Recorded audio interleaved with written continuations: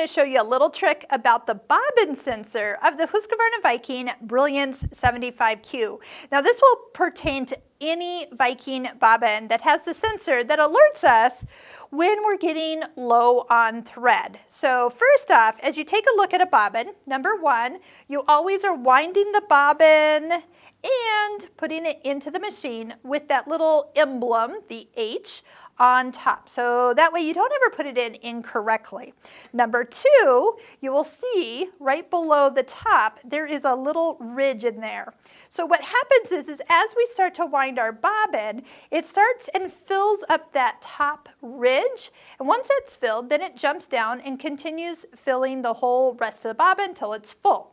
And that's fine. So you start to sew, everything gets used up, and then as soon as the bottom part is empty, the sensor is going to shoot through the bottom. There's a little light down in the bobbin area that is going to alert the machine to pop up a message that says that you're low. Now, when you look through the top of your bobbin, from down here, you're going to look and you're going to see all this thread that's in there, and you're like, I have so much thread left. Why is it telling me the message? Well, it is nice to know that there is X amount of yards left for you to sew, and you can find a stopping place. Now, here's a note about the message. If you want to use up that little leftover part and the message has popped up, it will have an OK button. Now, if you push OK and clear the message and start to sew, the message pops up again. But if you actually don't clear the message, you will be able to sew as long as you want or until you run out of thread. Now, here is a little trick. Now, you can actually guide less thread into that top ridge so that when that message pops up, usually on my bobbins, I have about 12 inches of thread, about this long. So in other words, once that message is up, I am pretty much done. I could maybe go, well, about that far, but once I need to change. I'm going to be out of thread in the matter of just a couple stitches. Okay, so here's my little trick. So just like we would wind a bobbin like normal, go ahead and take your thread, feed it up the little hole on the top part from the inside out, place the bobbin on the bobbin winder, and then watch this. So I'm going to hold this straight up so you can see my fingers. I'm holding that straight up. Don't let go.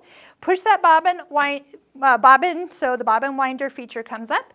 Usually these days I've been winding about half speed, not full speed. So what I'm going to do, and half speed or less than could help you do this quicker.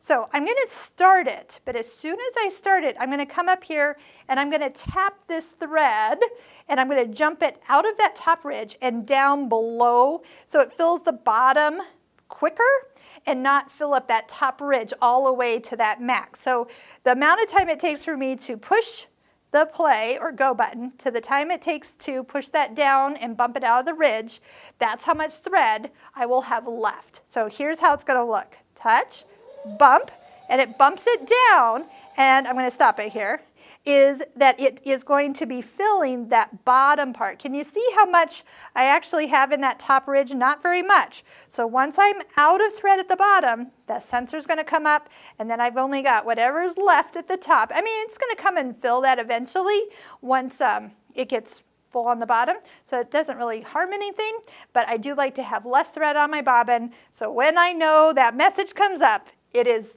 time to put a new bobbin in. So do keep that in mind. Remember, you want to clean this machine out. Take off the throat plate about every 3 to 5 bobbins worth of sewing. That way you keep everything running smoothly. And we'll put a little video at the end here you can click on for learning how to clean this machine to keep it in top running condition. Keep in mind we have a link to all the video tutorials on the Husqvarna Viking Brilliance 75 machine that you can check out in the description below. If you think that was a pretty cool trick, make sure you click subscribe to our YouTube channel and click like on this video.